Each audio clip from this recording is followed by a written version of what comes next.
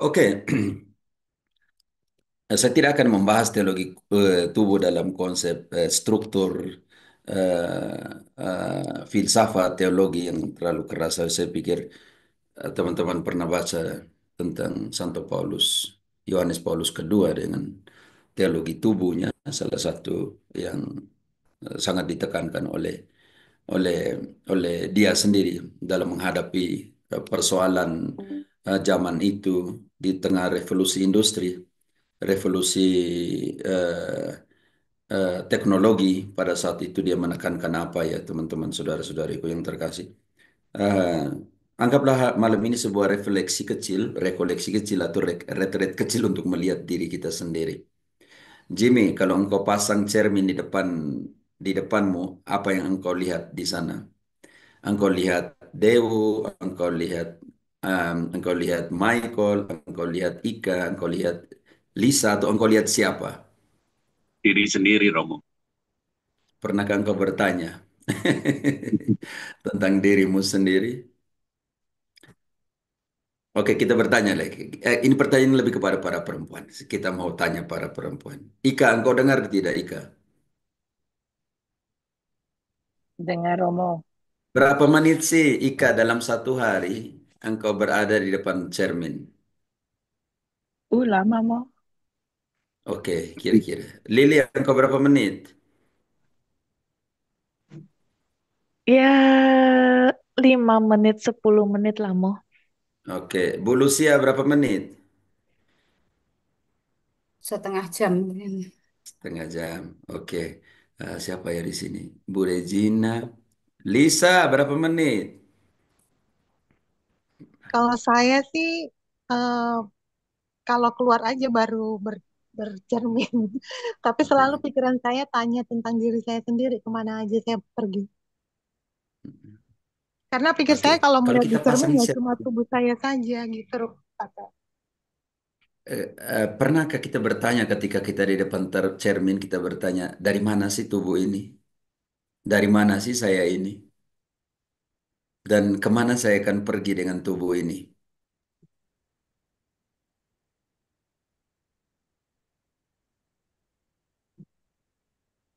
Ada satu anekdot tentang paradoks kehidupan. Allah menciptakan beberapa hewan dan juga menciptakan manusia.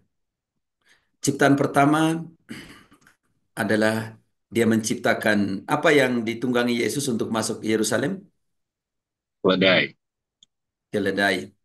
Tuhan bilang, karena engkau keledai, maka saya akan memberikan engkau umur 30 tahun. Keledai protes. Oh, jangan Tuhan. Terlalu banyak bekerja 30 tahun bagaimana? Berilah saya 20 tahun. Oke, dia 20 tahun. Tuhan kasih 20 tahun, jadi 10 tahunnya dipending, ditahan. Lalu Tuhan menciptakan yang kedua adalah menciptakan anjing. Karena engkau adalah anjing, maka saya karena menjaga rumah dan semuanya, saya menciptakan engkau dan saya memberikan engkau hidup 20 tahun. Anjing protes. Masa sih Tuhan panjang sekali jaga rumahnya nih? No, jangan terlalu banyak. Kasihlah saya 10 tahun. Oke, akhirnya Tuhan beri dia 10 tahun. Dan ketika ciptaan ketiga Tuhan menjadikan monyet. Karena engkau monyet. Suka buat lucu. Loncat sana sini buat orang tertawa. Maka ke dalam tubuh monyet ini saya memberikan engkau 10 tahun. Monyet bilang, aduh terlalu lama lompat-lompat. Berilah saya 5 tahun saja. Dan ciptaan yang keempat, ketika Tuhan menjadikan manusia, Tuhan bilang, karena engkau manusia, maka saya memberikan engkau 30 tahun. Jimmy, kalau engkau manusia, engkau protes atau tidak? Protes mau. Protesnya terlalu banyak atau terlalu kurang? Kurang mau. Masa Kurang cuma 30 banyak tahun? Tuhan. Aduh, 30 tahun untuk hidup tidak bisa lah Tuhan. Ayolah, begini Tuhan. Kenapa engkau tidak beri saya uh, uh, 10 tahun yang ditolak oleh keledai?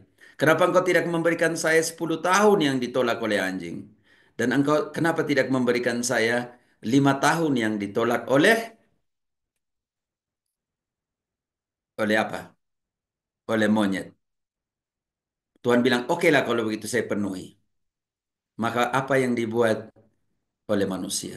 Setelah 30 tahun hidup. Bekerja lagi 10 tahun yang ditolak oleh oleh apa? Oleh keledai. Bekerja tambah lagi 10 tahun. Setelah itu, minta maaf ini paradoks kehidupan saya harus omong.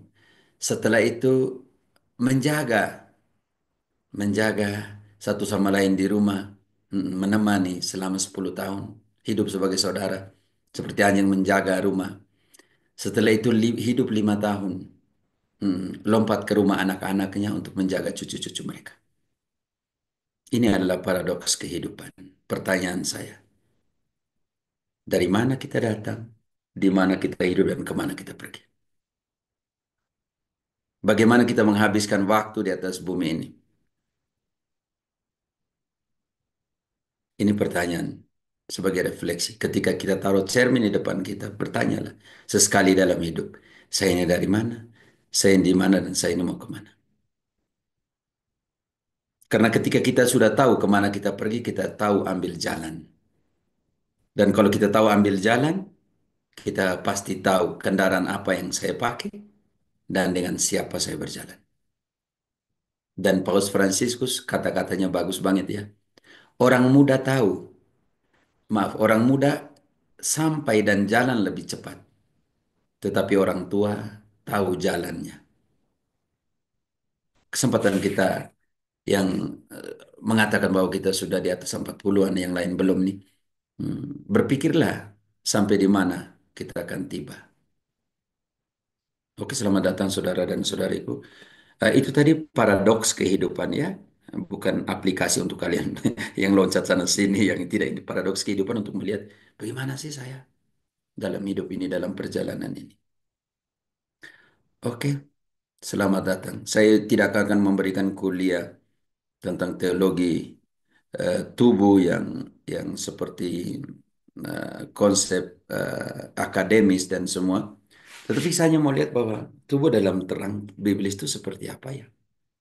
Lahir, mulai bertumbuh, kanak-kanak, mulai jadi orang muda, mulai dewasa, dan juga mati, selesai. Ketika Yesus memberikan sebuah perumpamaan tentang benih, pertama benih itu jatuh di jalan ya. Itulah iman dari anak-anak dan orang muda. Yang kalau orang muda dan anak-anak tidak tahu mau kemana mereka pergi. Seperti benih yang jatuh di jalanan. Mereka tidak tahu mau kemana anak-anak ini. Maka ketika orang lain datang dan bawa mereka, selesai. Cabut benihnya, selesai. Karena seperti burung datang dan makan benih yang jatuh di jalan. Itu dalam refleksi untuk kelas 11 ya. Di sini orang Kolombia bab 11 saya bilang, posisi kita dalam benih seperti ini. Ketika kalian masih anak-anak, kalian tidak tahu mau kemana. Gampang. Gampang pengaruh dunia ini datang seperti burung dan mengangkat imanmu. Selesai. Ada benih yang jatuh di antara batu-batu. Orang muda ketika dia pulang dari sebuah pertemuan, dari apa misa gunung OMK, semangat banget, pergi semangat.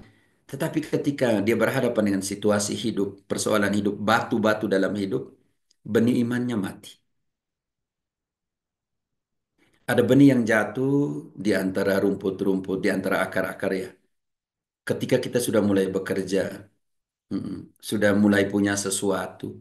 Kita sudah mulai punya kesibukan yang lain. Seperti akar-akar di dalam kehidupan yang lain. Kita punya prioritas yang lain. Dan prioritas ini memakan pupuknya iman yang kita tanam. Maka di sampingnya akan tumbuh ilalang, rumput-rumput liar. Jadi kalau seandainya tidak kerawat iman yang kita tanam itu, maka iman itu juga akan ditindis oleh kesibukan kita, oleh prioritas kita, bukan kepada iman tetapi hal lain. Tetapi ada iman seperti benih yang jatuh di tanah subur. Bercerminlah, saya itu seperti apa di dalam perjalanan hidup saya.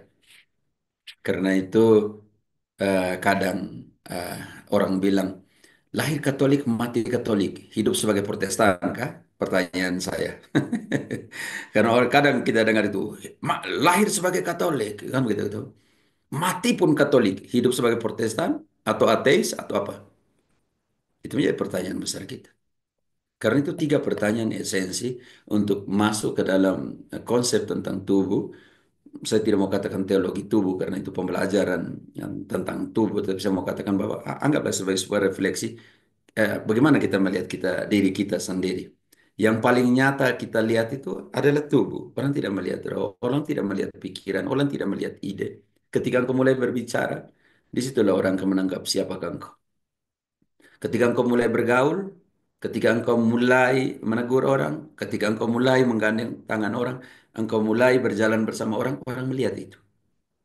Jadi kalau kita semua, kalau kita mau lihat, pertanyaan itu eh, lebih kepada kamu ada di mana sekarang?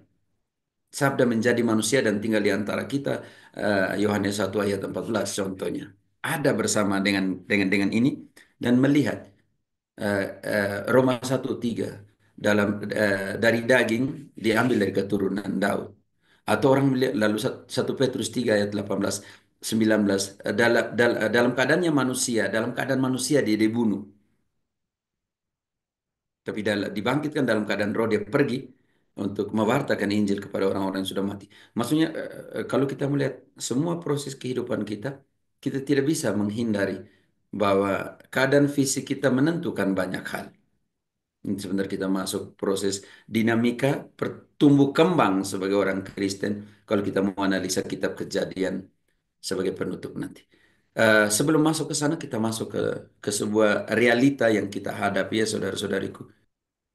Kita lihat situasi aktual kita ya saudara-saudari, situasi aktual kita di dunia ini seperti apa ya, apa yang terjadi di atas dunia ini di dalam persoalan perjalanan hidup kita. Santo Yohanes Paulus kedua ketika dia menuliskan teologi tubuh dalam konteks pemahaman dunia dan gereja berada di dalam perjalanan tiga revolusi. Itu revolusi industri, revolusi digital, dan revolusi tubuh.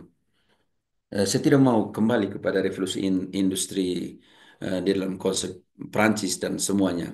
Kita melihat bahwa banyak kali terjadi apa ya pergantian peran.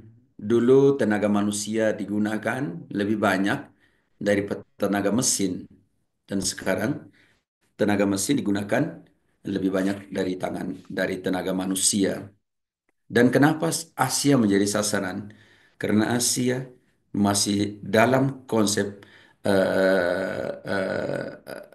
apa namanya itu? Karena revolusi industri membutuhkan juga tangan manusia, kerja tangan. Dalam pengertian itu maka kenapa produk-produk lebih banyak datang dari Asia? Kalau kita mau analisa juga, ya karena di sana buruh dan tenaga kerja itu gajinya kecil. Dan orang harus berjuang untuk hidup. Walaupun kita sudah hidup dalam revolusi industri, tetapi kita juga masih membutuhkan hal ini. Mesin tidak selamanya bekerja. Karena itu Asia dan Afrika menjadi sasaran perusahaan-perusahaan besar untuk eksploitasi kemanusiaan seperti ini. Dan perjuangan tentunya Hari Perempuan dan semua lebih kepada sebuah ini perjuangan kesetaraan dalam pengertian itu feminista dan semuanya itu. Tapi kita melihat ada efek dari revolusi industri ini. Jadi menggantikan posisi manusia, beranak cucu lah, bertambah banyak lah, berkuasa lah dan semuanya itu. Ternyata sampai di restoran-restoran juga sekarang kalau kita lihat semuanya pakai mesin, ada robot dan lain sebagainya. Pertanyaan saya ketika ada revolusi industri seperti ini, apa sih makna mempunyai tubuh, tangan, dan kaki dan semuanya? Kita berhadapan dengan juga revolusi digital. Teknologi membawa kita ke sebuah konsep, semuanya instan, cepat. Mau ini ada, mau itu ada. Sekarang, dulu yang hidup di dalam kawat ya, dulu tuh apa namanya? Kalau kalau mau pesan harus kemana tuh ya, teman-teman? Romo. Kalian angkat kemana? Telegram. Telegram. Telegram dicatat dan di semua. Sekarang nih hitungan detik, video call dan semuanya. Pertanyaan kita, di tengah dunia digital seperti ini, adakah eksploitasi tubuh di dalam konsep digital ini? Dan revolusi tubuh. Semua industri revolusi digital membawa orang kepada sebuah revolusi tubuh. Eh, Tubuh tidak lagi dilihat sebagai ciptaan Tuhan. Tubuh dilihat sebagai banyak hal. Contoh, dilihat sebagai mainan. Karena itu, kalau orang capek, orang akan pergi kemana? Cari tubuh orang. Ada refleksi yang saya taruh biru ya. Ketika lapar, makan sesuatu, bukan makan seseorang. Ketika dingin, beli selimut, bukan beli seseorang. Di tengah revolusi digital, di tengah revolusi industri, dan di tengah revolusi tubuh, di cara pandang orang terhadap tubuh seperti ini, saya mau katakan seperti itu, bahwa kalau gendut sedikit, ya sudah saya operasi lah, angkat semua lemak dan semuanya. Ada satu di sini umat yang hidupnya dari gorengan, ya jual gorengan. Nekat sekali pergi ke bank untuk pinjam uang untuk buat lipo. Lipo artinya menarik semua lemak-lemak yang ada di pinggangnya dan di pantatnya. Maaf kata-kata seperti itu. Hidupnya tiap hari jual gorengan, untuk tiap bulan bayar 1 juta ke bank pinjaman. 1 juta sekitar 4 juta rupiah ke bank hanya karena itu.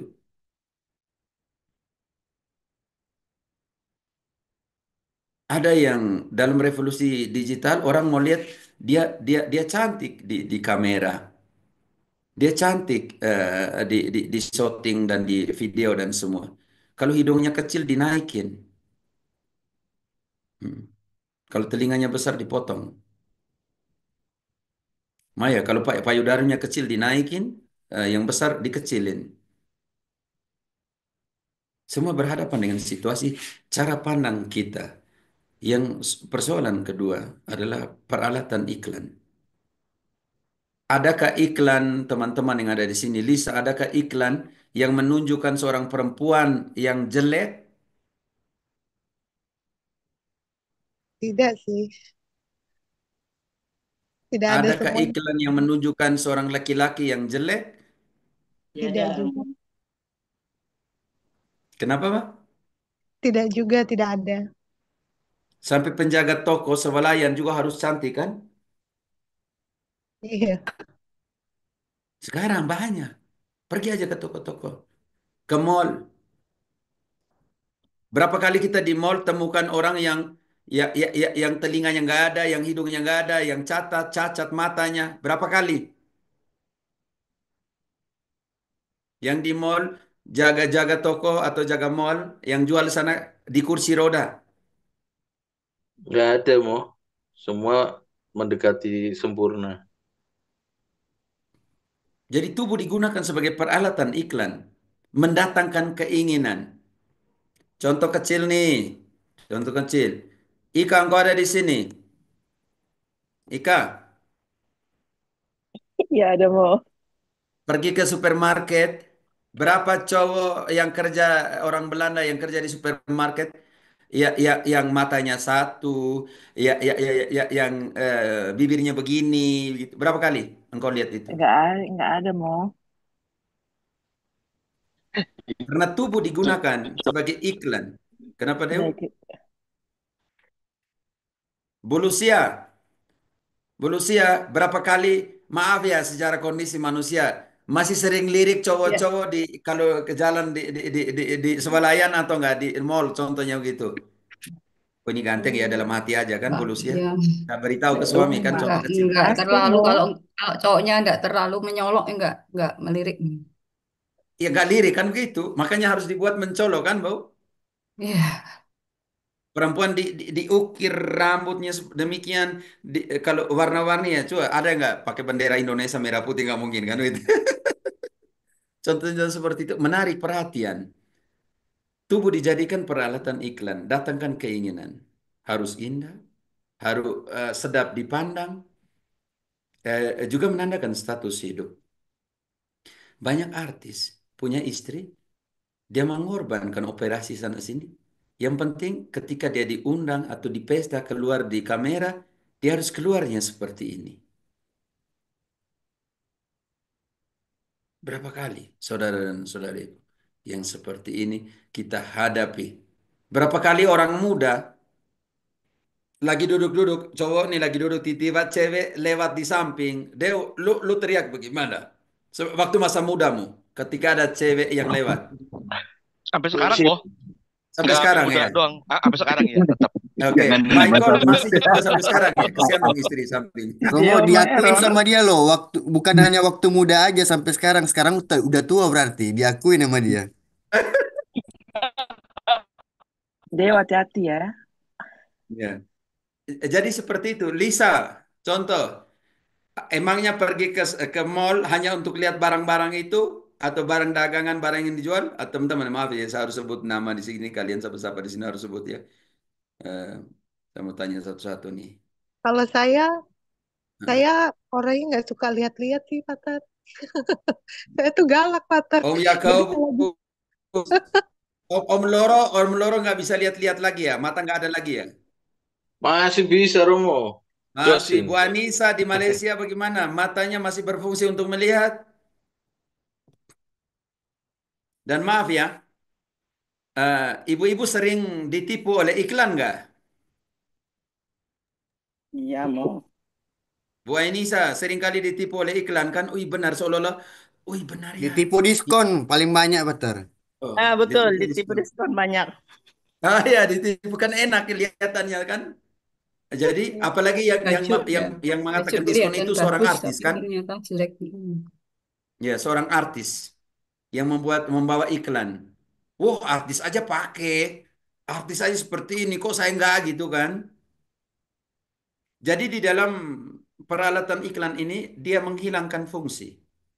Contohnya, tas yang tas yang harganya mahal dan tas yang harganya nggak mahal, fungsinya sama nggak, Bu Lucia?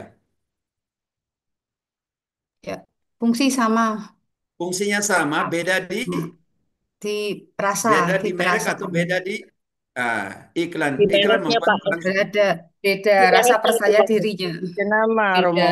makainya. ya ternyata fungsinya sama, yaitu untuk mengisi dan membawa sesuatu. Tetapi ketika kita lihat iklan dan semuanya itu, orang tidak memikir fungsi. Sorry, Contohnya Peter. bajunya Sorry, mahal Peter. dan baju yang nggak mahal fungsinya sama Kelihatan tidak untuk lebih kerap menutup tubuh. dari. Sorry, Peter. Biasanya ibu-ibu bukan lihat iklan, Peter, tapi lihat tetangga. Tetangga beli mau juga. Itu jadi soal ya. Itu Menambah juga ya. kepercayaan diri. Menambah kepercayaan diri. Ternyata kepercayaan diri itu bukan ditambahkan oleh hal itu. Ternyata yang dari dalam menentukan identitasmu.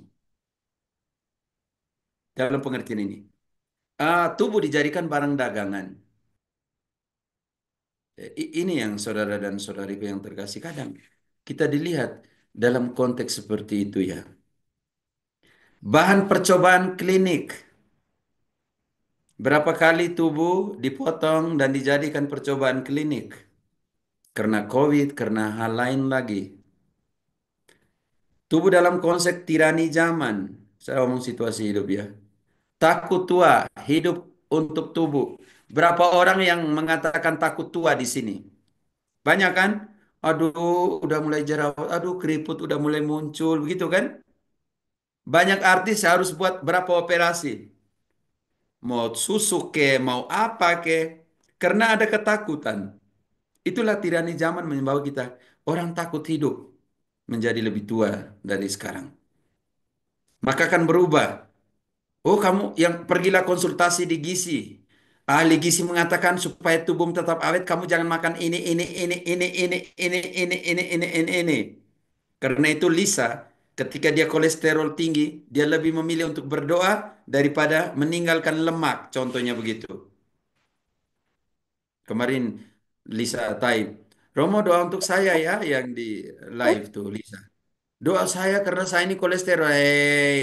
Engkau Lisa, engkau tinggalkan yang lemak-lemak dulu. Tuhan tuh pasti beri engkau hidup. Tapi kalau engkau tidak mau tinggalkan yang lemak-lemak, bagaimana?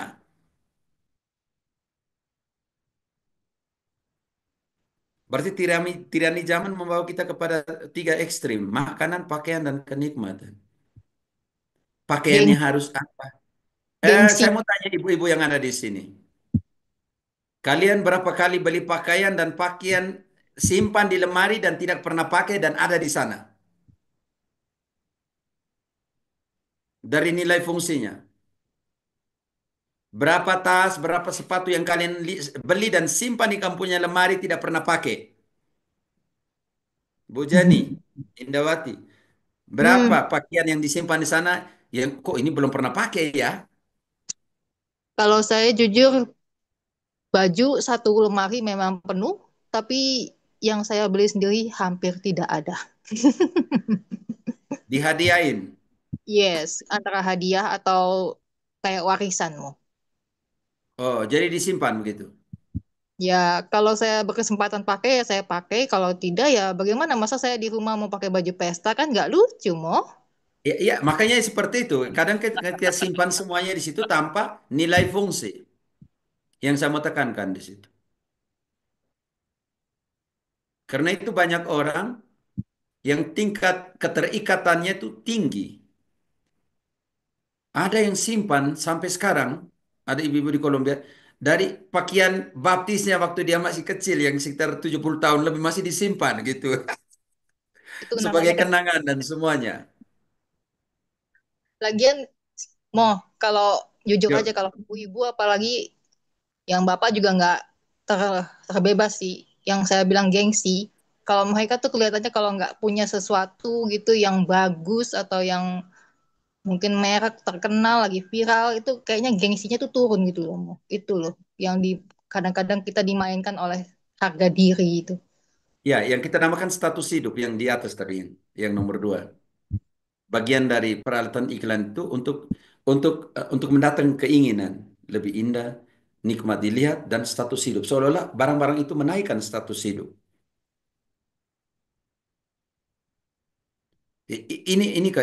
Pertanyaan saya, kalau memang semuanya itu barang-barang duniawi menaikkan status hidup kita, pertanyaan saya, siapa dari antara kita nanti akan dikuburkan dengan mobilnya, dengan pakaian yang indah, dengan rekening bank? Siapa dari antara kita yang akan dikuburkan dengan itu? Nggak Atau ada. jangan sampai setelah kita pergi, orang bertengkar, berkelahi untuk mendapatkan warisan.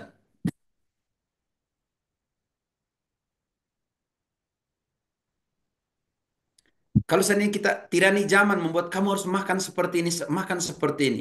Pertanyaan saya, kalau seandainya kita tahu bahwa untuk tubuh ini kita perlu makan sesuatu, bahwa tubuh kita membutuhkan untuk makan sesuatu, kenapa jiwamu nggak diberi makan? Mungkin masih belum merasa perlu gitu, Mo. Nanti besok nggak tahu. Sebentar setelah 10 menit ini kita mati kan kita nggak tahu. Tapi Iya. kalau jiwanya lapar gimana? Kosong.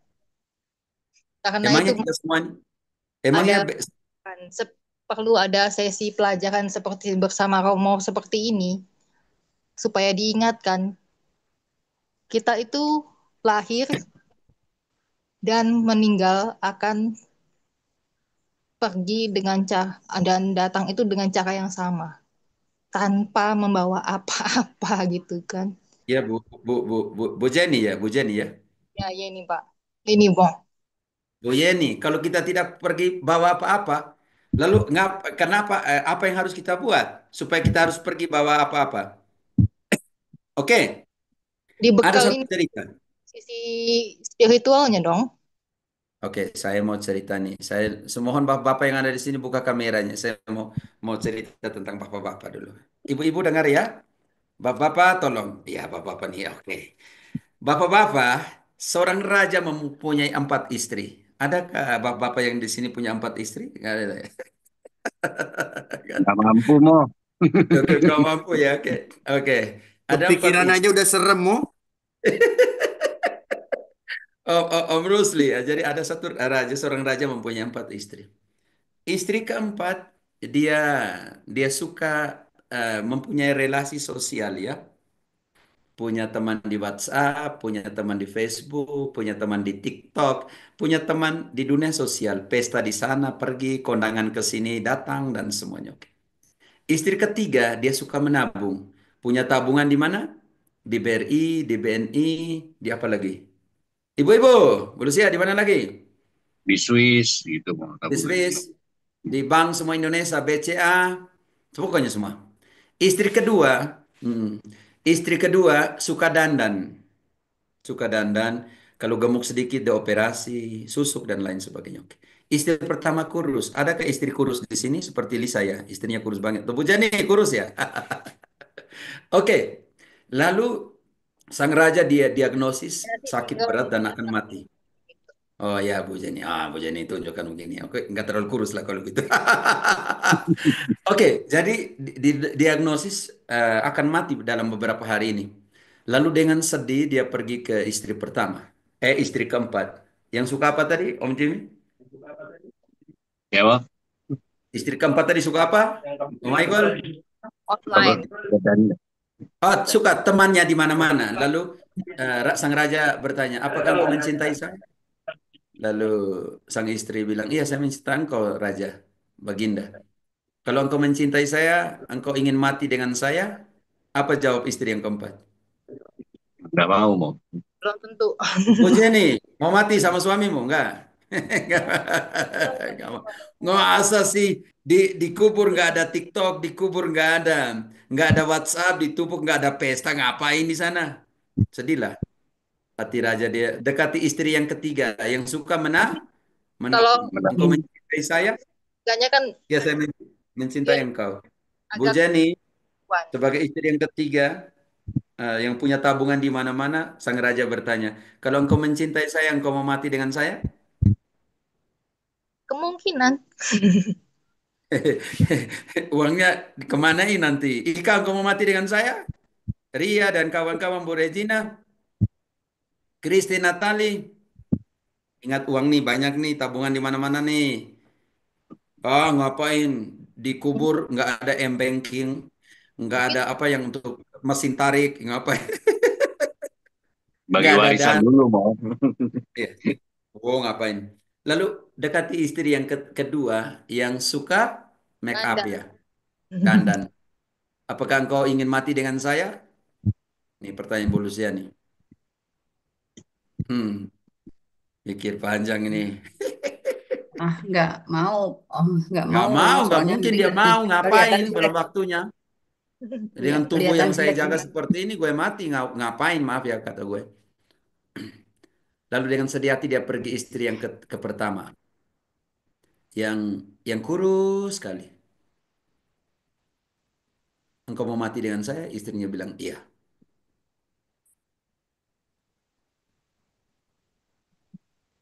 Setiap kita punya 4 istri ya.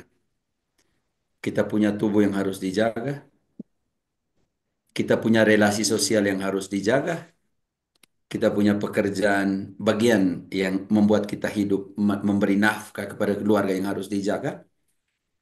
Dan kadang hanya jaga nafkah, hanya jaga relasi sosial, hanya jaga tubuh kita, kita lupa istri pertama, yaitu iman. Relasi kita dengan Tuhan. Yang percaya kepadaku akan hidup walaupun ia sudah Mati. mati. Yohanes 11 ayat 25. Kata Yesus kepada Marta, barang siapa percaya kepadaku, dia akan hidup walaupun sudah mati. Karena jaga 3 istri yang tubuh, yang nafkah, yang relasi sosial, istri pertama kita sangat kurus. Kerdil iman kita karena kita jaga yang lain. Oke, teman-teman, kembali kepada persoalan Sebelum ini. kembali mau. Yo, Tapi silakan. tapi katanya kita kan janji nikah sehidup semati, mau satu hidup satu mati. Sampai kematian. Oke, ingat itu. Ya Sampai intermezzo aja, mau kematian. intermezzo aja. Satu mati itu gayanya anak sekarang, Pak. Kenapa, Bu? Kalau satu hidup satu mati itu kan bahasa gaulnya anak sekarang itu. Berarti satu hidup, satunya mati, begitu ya, Bu? Iya, kalau sehidup semati dibilangnya seperti itu. Tapi sebetulnya kan sehidup semati artinya kan hidup bersama, mati pun bersama Iya, gitu. maksudnya hidup semati artinya di dalam, kan pernikahan kan ditanya, dibuat janji, di dalam sakit, dan di dalam ini, dan di dalam ini. Jadi bukan hanya di dalam ini, yang lain tidak, nggak mungkin kan dalam perjalanan seperti itu. Oke, saya tidak mau masuk ketika etika perkawinan dalam pengertian ini. Hari lain kita buat tentang perkawinan. Saya punya sekitar 20 tema tentang perkawinan ya teman-teman. Nanti tidak usah, saya tidak mau sentuh itu. Oke, jadi ingat tirani zaman membawa kita seperti ini. Sekarang nggak mungkin orang bangun tidur langsung mau difoto. Dia nggak mau itu sekarang. Anak-anak muda pasti pakai apa? Yang apa yang ada di fitur-fitur yang ada di Facebook dan ada di TikTok untuk mempercantik. Hidung pesek dinaikin, keriting dilurusin, filter semua difilter. Kita hidup di dalam revolusi digital. Kita hidup di zaman filter, Serba editan, filter, serba editan. ya, Buka editan itu mau. editan, zaman filter, semua difilterin. Yang keriting dilurusin, yang lurus diombak-ombakin, yang pesek dinaikin hidungnya, yang bibirnya kecil dinaikin, dibesarin, yang besar dikecilin. Itu tirani zaman ya teman-teman. Membawa kita kepada konsep tubuh, takut tua, takut orang lihat sebenarnya. Karena itu revolusi digital membawa kita juga kepada sebuah kebohongan eksistensi. Keberadaan saya yang sebenarnya dimanipulasi. Ketika lapar, yang tadi saya sudah baca tadi itu untuk teman-teman, dan yang terakhir ingat, akibat tidak bisa menyentuh tubuh tanpa menghancurkan jiwa. Pelecehan, human traffic, perbudakan seks, dan lain sebagainya. Contohnya, pelecehan seksual untuk anak kecil, kita menghancurkan jiwanya atau tidak? Saya berhadapan harus menemani beberapa orang muda yang mengalami itu. Itu susah loh. Tidak bisa menyentuh tubuh seorang bayi di dalam abortus tanpa menghancurkan jiwa dari seorang ibu yang melakukan itu. Ini pengalaman real loh. Setiap kali tanggal yang sama ketika dia dengan sengaja melakukan abortus, pasti menangis, pasti merasa diri, aduh kalau tidak saya tidak buat berarti anak saya sudah besar dan lain sebagainya. Nyata loh, temani orang di sini seperti itu.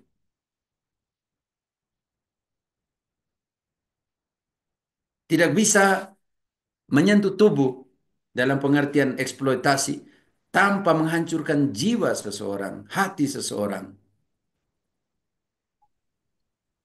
Jadi kita berhadapan dengan situasi aktual. Di dalam situasi seperti ini, pertanyaan kita selanjutnya.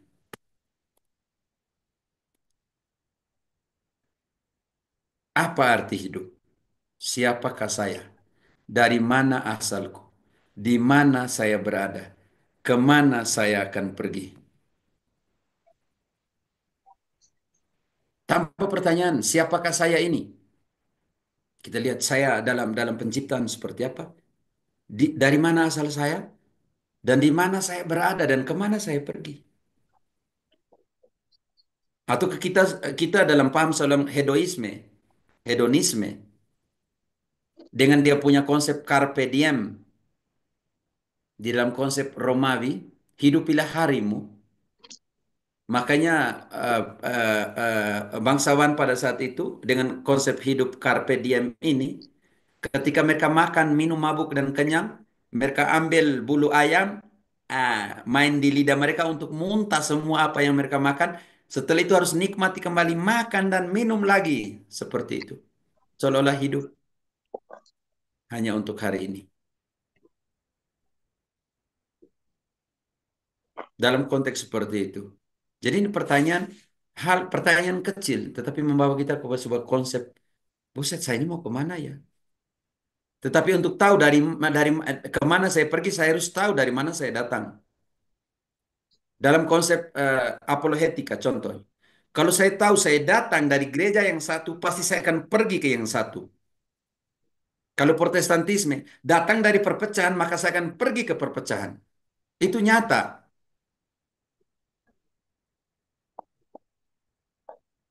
Berapa kali saya harus menghadapi dan mendampingi anak-anak hasil broken home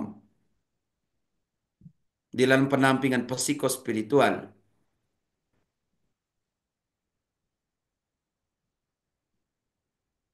Dan perjuangan semacam mereka menikah tapi datang dari orang tua yang broken home akan melanjutkan, tidak tahu kenapa. Yang gaung tadi yang kita katakan, memberikan gaung, itu gaunglah yang dibawa sama dalam hidup mereka. Berjuang untuk berubah dan berubah susah banget. Jadi kadang dalam debat dengan Protestan saya tanya kalian, makanya selalu ditanya orang Katolik, kamu dari mana? Kalau kalian datang dari perpecahan, memang hasilnya tetap menjadikan perpecahan. Kalau kalian datang dari gereja yang satu, ya pasti ke sana harus tetap satu. Karena asal menentukan tujuan. Dan tujuan ditentukan oleh asal. Dan asal dan tujuan itu membuat engkau bagaimana harus hidup di dalam keberadaanmu sekarang. Persoalan banyak orang muda tidak tahu kemana dia akan pergi.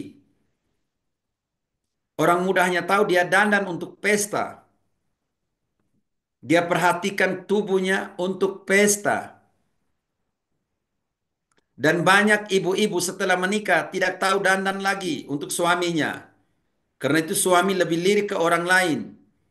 Dan suaminya, contoh kecil saya mau tanya nih. Saya mau tanya, siapa yang ada di sini nih yang ibu-ibu. Ibu-ibu apa? Ibu-ibu siapa yang ada di sini nih? Tolong buka mic kalian.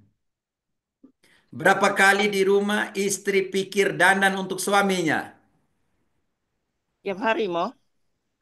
Dan berapa kali suami pikir saya dandan untuk istri saya? Belum Tidak tentu. ada. Jujur, ibu-ibu, jujur. Kalian yang punya suami itu kamu jujur saja, tidak apa. Biar suami Belum tentu kalian mau. marah juga marah, tidak apa. Ketika kita pacaran, kita dandan untuk satu sama lain kan? Kami yang suami bukan nak Ya. mau dandan mo.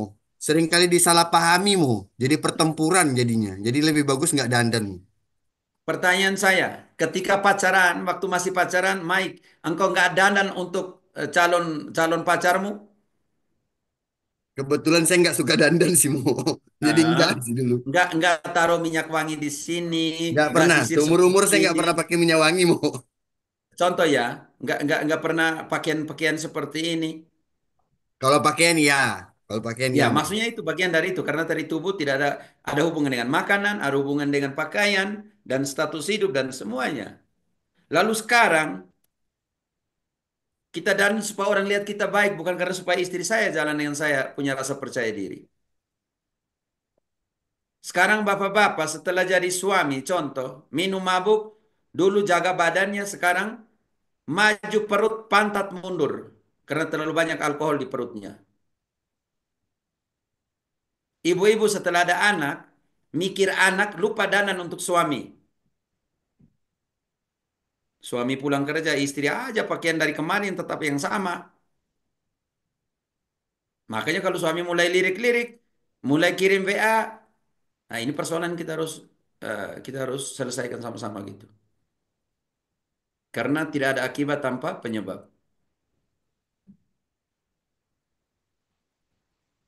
Jadi ini juga pertanyaan. Makanya saya bilang hari ini hari refleksi untuk kita ya. Bukan saja tanya dari mana sih kita datang dari pacaran kita. Tanya dulu bagaimana kita menghidupi perkawinan kita. Di mana saya berada. Dan perkawinan ini saya mau bawa kemana. Orang muda tidak pikir di situ. Dia tahu bahwa dia dandan untuk pergi pesta. Dia dandan supaya orang melihat dia baik. Kalau nggak baik lagi dia taruh filter. Dan kemana saya akan pergi? Ini percaya sangat eksistensial. Protestan punya teologi orang pergi ke kubur. Tapi Katolik punya pergi ke surga. Dalam konsep kitab suci.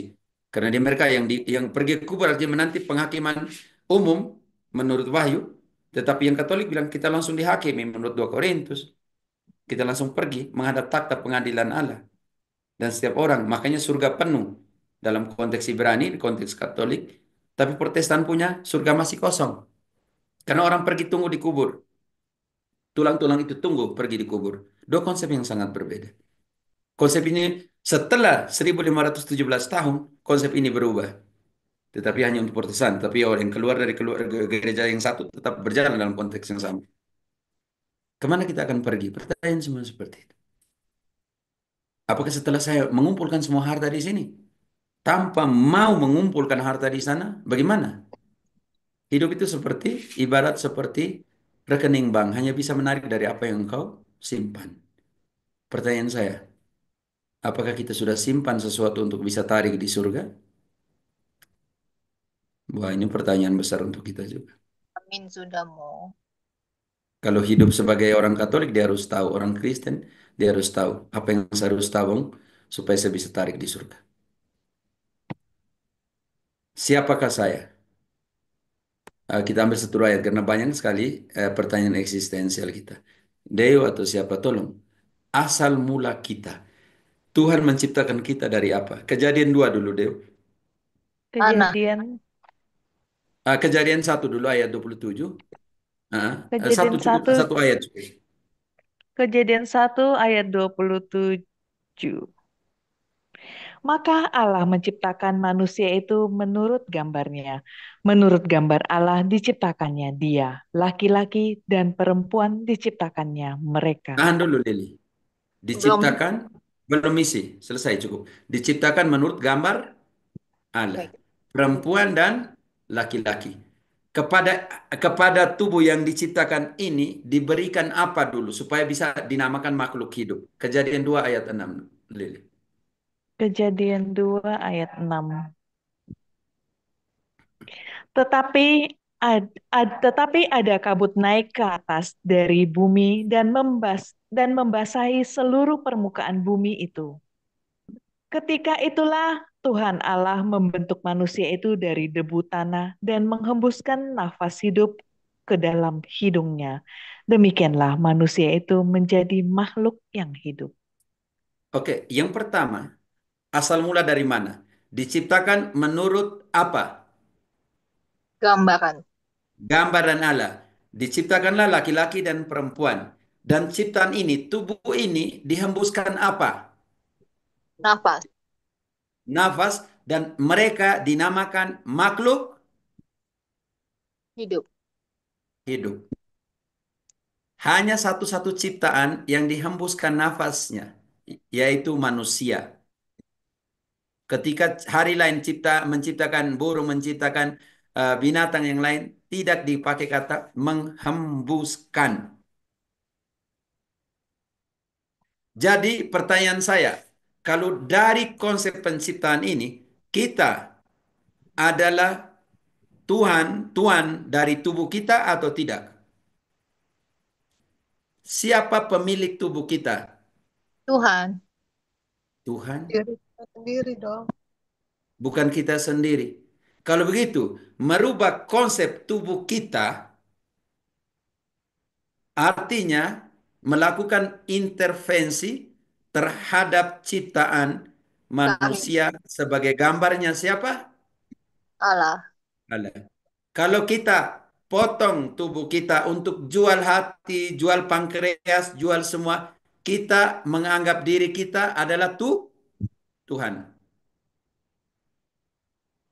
Karena itu pembaptisan membuat kita jadi tempat tinggal siapa? Roh Kristus. Kudus. Allah menghembuskan nafasnya. Dan manusia itu dikatakan makhluk hidup. Kita belum masuk ke misi ya. Manusia awal kita itu seperti apa? Kejadian 2 yang sama, Lili ayat 18-nya. Kejadian 2:18. Tuhan Allah berfirman, tidak baik kalau manusia itu seorang diri saja. Aku akan menjadikan penolong baginya yang sepadan dengan dia. Tahan dulu. Menjadikan seorang lain yang namanya Penolong. bukan pembantumu. Dalam pengertian hambamu. Menjadikan penolong. Apa artinya penolong? Teman-teman, apa artinya penolong? Kalau Yang engkau tidak bisa, yang lain tolong. yang ada Jangan saat menikah dan jangan jadi perempuan sebagai hambamu. Engkau bisa injak, engkau bisa pukul.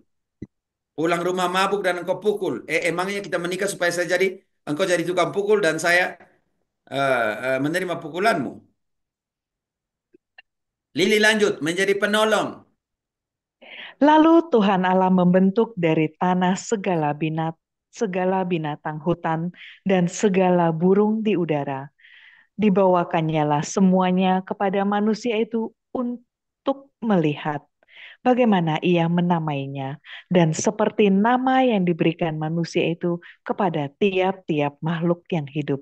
Demikianlah nanti nama makhluk itu. Sebab itu, seorang laki-laki akan meninggalkan ayahnya dan ibunya dan bersatu dengan istrinya, sehingga keduanya menjadi satu daging. Di dalam penciptaan saja kita sudah lihat menjadi satu, bukan 45.000, bukan 60 denominasi. Oke, sebelum 24, 23. Lalu berkatalah manusia itu, inilah dia tulang dari tulangku dan daging dari dagingku. Ia akan dinamai perempuan, sebab ia diambil dari laki-laki. Dijadikan perempuan sebab ia diambil dari laki-laki. Ini tidak menunjukkan superioritas dalam pengertian ini. Diambil dari tulang rusukmu dekat dengan hatimu untuk dicintai. Bukan dari kepalamu untuk dijadikan bosmu. Tapi bukan juga diambil dari kakimu untuk diciptakan supaya engkau bisa menginjaknya. Melainkan diambil dari tulang rusukmu dekat dengan hatimu untuk disayangi, untuk dicintai. Kalau kita melihat konsep ini, konsep yang sangat natural dan konsep yang sangat jasmani ya, dijadikan dari tulang rusuk dan semuanya. Bagaimana penghargaan besar Tuhan ini kepada tubuh itu sendiri. Saya tidak mau masuk ke banyak hal. Coba kita ke Mazmur 139, 13-14. Awal mula kita tuh seperti apa? Sebab engkaulah yang membentuk buah pinggangku, menenun aku dalam kandungan ibuku. Aku bersyukur kepadamu oleh karena kejadianku dahsyat dan ajaib. Ajaib apa yang kau buat dan jiwaku benar-benar menyadarinya. Siapa yang menenun kita di dalam rahim ibu kita? Allah. Jadi eksploitasi terhadap tubuh dalam bentuk iklan, permainan, tirani duniawi terhadap tubuh. Pertanyaan kita untuk Katolik dan yang menamakan diri Kristen sejati. Kita mengambil tempatnya Tuhan, haknya Tuhan terhadap tubuh kita. Kalau tubuh itu datang dari sana. Kalau tubuh itu ditenun oleh Tuhan di dalam rahim ibu kita. Siapakah saya yang untuk mengatakan bahwa saya boleh mengeksploitasi tubuh saya? Dan siapakah saya untuk mengatakan saya bisa menghancurkan dan mengeksploitasi tubuh orang lain? Roma 8:23. Lili. Dan bukan hanya mereka saja, tetapi kita yang telah menerima karunia sulung roh, kita juga mengeluh dalam hati kita sambil menantikan pengangkatan sebagai anak, yaitu pembebasan tubuh kita. Bayangkan kita yang sudah diberikan roh, diciptakan, dihembuskan, masih berjuang terus untuk menantikan, masih berjuang untuk menantikan pengangkatan kita sebagai anak.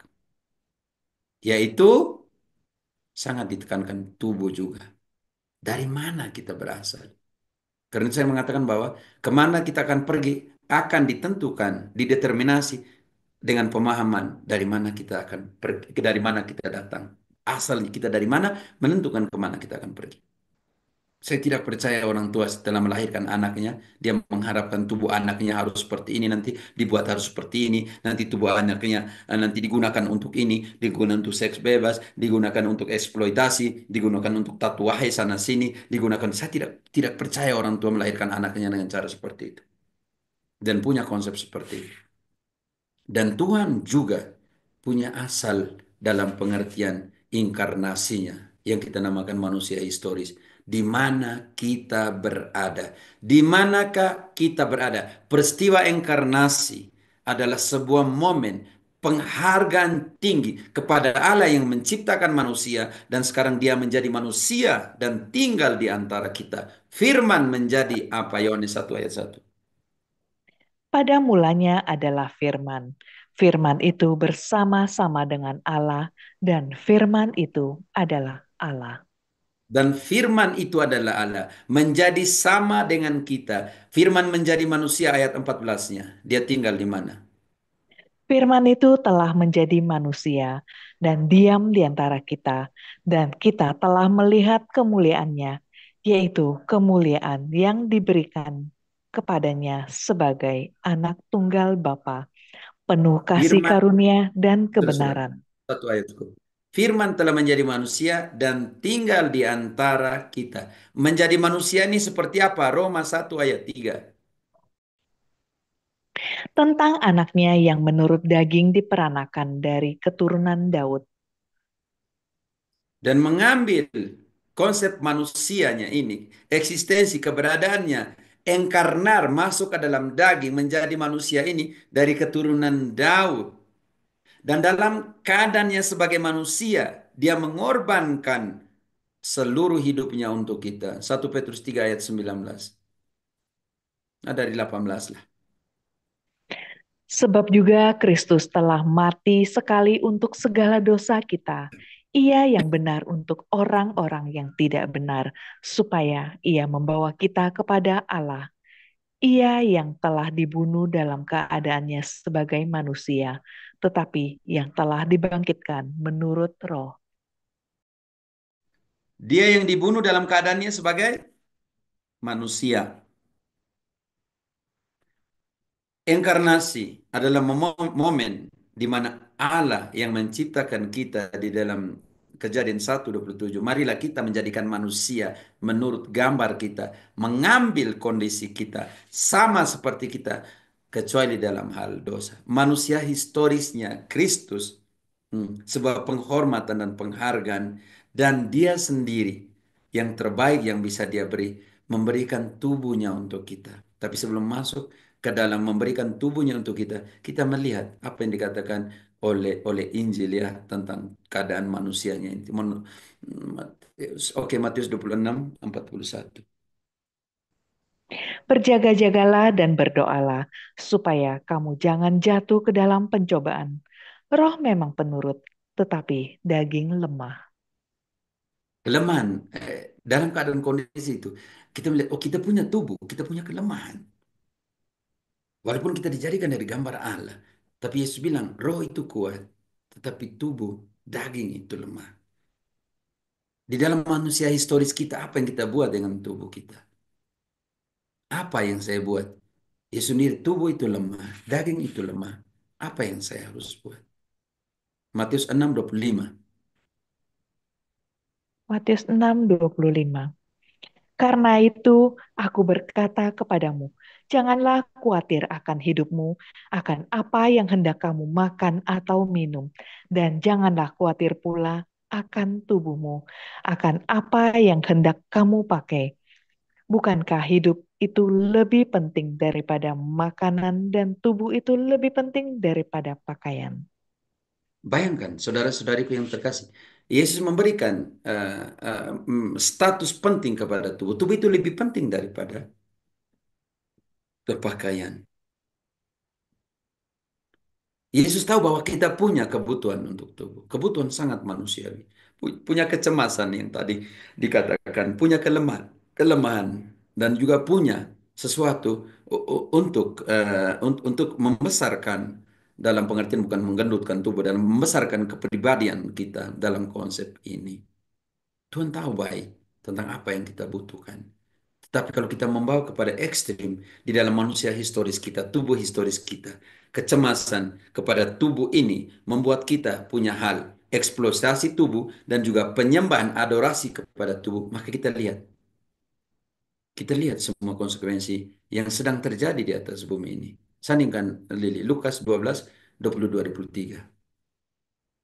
Yesus berkata kepada murid-muridnya, "Karena itu aku berkata kepadamu, janganlah khawatir akan hidupmu, akan apa yang hendak kamu makan, dan janganlah khawatir pula akan tubuhmu, akan apa yang hendak kamu pakai. Sebab hidup ini lebih penting daripada makanan, dan tubuh itu lebih penting daripada pakaian." Dalam dinamika Injil sinoptik menekankan kembali dalam proses seperti ini.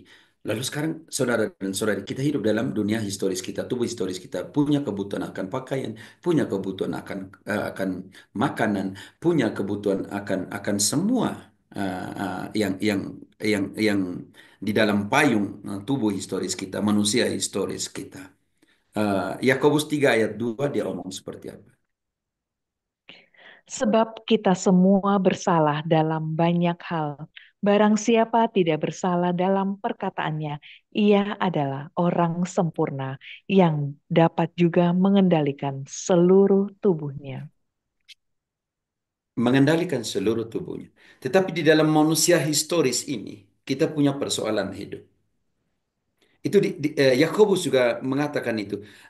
Lili, Yakobus 4 ayat 1-4. Bagaimana kita hidup di dalam tubuh ini, tetapi juga kadang terjadi di dalam manusia historis ini konflik dalam hidup. Yakobus 4, 1 sampai dengan 4. Dari manakah datangnya sengketa dan pertengkaran di antara kamu? Bukankah datangnya dari hawa nafsumu yang saling berjuang di dalam tubuhmu? Kamu Tahan mengingini dulu, sesuatu, tahan dulu. Hawa nafsumu yang saling apa? ya, hawa Hawa nafsumu yang nafsumu saling yang berjuang, saling saling berjuang yang, yang saling berjuang di dalam tubuh, bukan di di tempat dalam lain, tubuh, di mana di berarti di dalam dalam manusia tubuh, historis kita ada perjuangan selalu. Hawa nafsumu yang ada di mana? di dalam tubuh. Di dalam Ya, tubuh. Oke, dan di dalam tubuh ini, lanjut, ada 3 konsep. Yang pertama, di dalam tubuh kita punya persoalan pertama dengan tubuh kita sendiri, dengan diri kita sendiri. Lanjut. kamu mengingini sesuatu, tetapi kamu tidak memperolehnya. Lalu kamu membunuh. Kamu iri hati, tetapi kamu tidak mencapai tujuanmu. Lalu kamu bertengkar dan kamu berkelahi. Kamu tidak memperoleh apa? Kamu tidak memperoleh apa-apa karena kamu tidak berdoa. Atau kamu berdoa juga, tetapi kamu tidak menerima apa-apa karena kamu salah berdoa. Sebab yang kamu minta itu hendak kamu habiskan untuk memuaskan hawa nafsumu. Hai Artinya ada kamu, 3 persoalan. Di dalam tubuh ada 3 persoalan. Semua konflik yang ada di dalam diri kita sendiri. Konflik itu punya pancaran sosial. Menghukum orang lain, menghakimi, membunuh dan semua punya aspek sosial.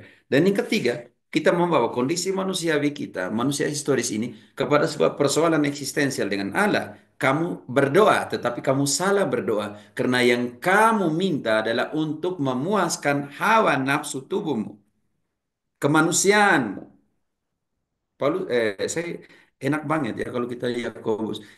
Yakobus kalau kita surat pastoral sebagai uskup tuh manusiawi banget dia omong tentang dosa, dia omong tentang perbuatan, dia omong saling mengakui, dia omong tentang contoh kecil ya, contoh kecil koreksi fraterna di dalam manusia historis kita. Lili, Yakobus 5 ayat 19-20. Dia omong tentang bagaimana kalau saya lihat ada saudara saya yang salah di dalam doktrin, yang berjalan bukan dalam kebenaran, saya harus buat apa? Lanjut. Yakobus 5, 19, 20. Saudara-saudaraku, jika ada di antara kamu yang menyimpang dari kebenaran dan ada seorang yang membuat dia berbalik, ketahuilah bahwa barang siapa membuat orang berdosa berbalik dari jalannya yang sesat, ia akan menyelamatkan jiwa orang itu dari maut dan menutupi banyak dosa. Dia makan bagaimana orang sakit dalam hidup. Enak loh, masuk kita lihat 4 ayat, coba ayat 14-nya, Em, bab 4. kalau bab 4, 14 ya. Hmm. Sedang kamu tidak tahu apa yang akan terjadi besok. Apakah arti hidupmu? Hidupmu itu sama seperti uap yang sebentar saja kelihatan lalu lenyap. Hmm. Bayangkan, dia bandingkan dengan itu. Saya ngapain? Baca kembali ayat itu. Pertanyaan saya, kalau itu saya buat apa di atas dunia ini? Kalau hidup saya seperti uap itu yang hilang cepat. Setelah saya tidak tahu dalam pengertian ini. Kalau tidak beriman, saya kemana? Makanya itu, baca kembali ayat itu dan kita lihat, buset. Kalau begitu hidup saya seperti apa? Memaknai kehidupan saya di atas bumi itu seperti apa? Lili, ulang kembali. Sedang kamu tidak tahu apa, sedang kamu tidak tahu apa yang akan terjadi besok. Apakah arti hidupmu? Hidupmu itu sama seperti uap yang sebentar saja kelihatan lalu lenyap. Bayangkan, kalau hidup saya seperti uap, saya buat apa? Bagaimana memaknai kehidupan itu? Lili 1 Korintus. Nah teman-teman, manusia historis saya lebih tekankan karena itu berhubungan dengan yang kita hidup setiap hari seperti apa. 1 Korintus 1, 1 Korintus 13:3. 1 Korintus 13:3. Dan sekalipun aku membagi-bagikan segala sesuatu yang ada padaku, bahkan menyerahkan tubuhku untuk dibakar, tetapi jika aku tidak mempunyai kasih, sedikit pun tidak ada faedahnya bagiku. Karena itu, apa yang kamu kamu hidupi selama kamu masih hidup di atas dunia ini? Yakobus menekankan, kita seperti uap, tanpa makna kalau begitu hidup kita.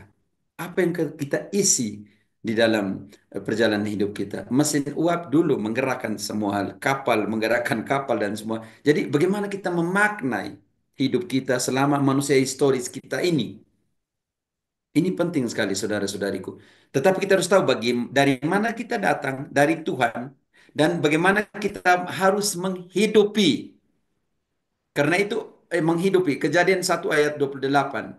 Lili. Ini penting sekali kita bagaimana menghidupi manusia historis kita. Kejadian 1:28. Allah memberkati mereka, lalu Allah berfirman kepada mereka, beranak cuculah dan bertambah banyak, penuhilah bumi dan taklukkanlah itu. Berkuasalah atas ikan-ikan di laut dan burung-burung di udara dan atas segala binatang yang merayap di bumi. Beranak cuculah, berkuasalah. Tetapi berkuasa itu sesuai dengan gambarnya, gambaran Allah. Ayat 26, 27-nya. Diciptakan menurut gambar Allah. Artinya kekuasaan yang diberikan kepada engkau adalah melayani. Persoalan di sini, Sia itu menurut bagaimana gambarnya. Menurut gambar Allah diciptakannya dia, laki-laki dan perempuan diciptakannya mereka. kekuasaanmu harus sesuai dengan gambarnya siapa? Lili. Gambar Allah, Karena itu banyak orang yang hidup di atas dunia ini seolah-olah mereka adalah apa? Adalah penguasa satu-satunya. Mereka adalah apa? Mereka adalah Penguasa. mereka adalah apa? Mereka mengangkat diri menjadi Allah sendiri atas diri mereka. Mereka mengangkat dirinya sendiri sebagai Allah dalam hidup mereka. Kesian kan, saudara dan saudariku yang terkasih. Kesian di dalam menghidupi hari inimu, manusia historismu. Dan di dalam manusia historisnya, Yesus bukan hanya menggunakan tubuhnya di dalam kekuasaan pelayanan, tetapi dia sendiri menyerahkan tubuhnya untuk kita. Lukas 22 ayat 19. Apa yang diserahkan Yesus untuk kita? Lukas 22:19. Lalu ia mengambil roti, mengucap syukur, memecah-mecahkannya dan memberikannya kepada mereka. Katanya, inilah tubuhku yang diserahkan bagi kamu. Perbuatlah ini menjadi peringatan akan aku. Inilah tubuhku yang diserahkan kepadamu.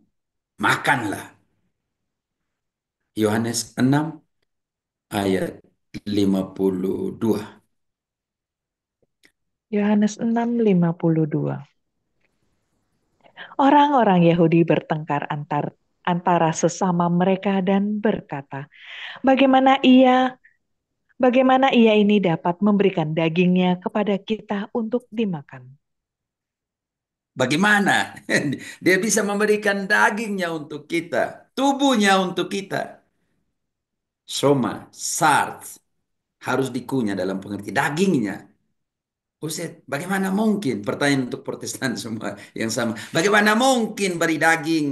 Makanya simbol di sana. Ternyata dia omong bilang daging, tubuhnya. Ayat 44, Lili. Tidak ada seorang pun yang dapat datang kepadaku jikalau ia tidak ditarik oleh Bapa yang mengutus aku, dan ia akan kubangkitkan pada akhir zaman. Semua yang tidak menganggap bahwa itu adalah benar-benar daging, mereka tidak ditarik oleh Bapa. Ayat 54-55. Yohanes yang sama. Mereka yang tidak mau lihat, makan, dan percaya bahwa yang diberikan Yesus dalam Ekaristi adalah benar-benar daging dan benar-benar darah, maka mereka tidak ditarik oleh Bapa untuk ke Yesus. Ayat 54-55. Barang siapa makan dagingku dan minum darahku, ia mempunyai hidup yang kekal, dan aku akan membangkitkan dia pada akhir zaman. Sebab dagingku adalah benar-benar makanan, dan darahku adalah benar-benar minuman. Bagaimana dengan perjalanan hidup kita, perjalanan manusia historis kita, sedangkan Tuhan menghargai tubuh kita, menghargai kemanusiaan historis kita, dan menyerahkan tubuhnya untuk kita. Dalam keadaan manusia, dia dibunuh untuk menyelamatkan kita semua. Bagaimana kita sendiri tidak menghargai kemanusiaan historis kita, tubuh historis kita, tubuh jasmani kita. Kenapa tubuh historis? Karena yang kita lihat ini, engkau lihat tangan saya, engkau lihat mata saya. Ini yang diwartakan oleh Yohanes dan para rasul. Ketika dia mengatakan, yang kami sentuh dengan tangan kami, yang kami raba dengan tangan kami, yang kami lihat dengan mata kami, inilah yang kami wartakan. 1 Yohanes, Lili, 1 ayat 1 mulai. 1 Yohanes ayat 1. Apa yang telah ada sejak semula, yang telah kami dengar, yang telah kami lihat dengan mata kami, yang telah kami saksikan, dan yang telah kami raba dengan tangan kami tentang firman hidup. Itulah yang kami tuliskan kepada kamu. Yang kami lihat dengan mata kami, yang kami saksikan dengan hidup kami, dan kami raba dengan tangan kami. Itulah firman hidup yang kami wartakan. Kalau yang diwartakan adalah firman hidup itu, maka Tuhan dengan kasih dan cinta yang penuh menghargai kemanusiaan historis kita. Kenapa kita tidak menghargai? Kalau hidup kita tadi seperti Yakobus bilang hanya asap, hanya uap, menghilang setelah itu.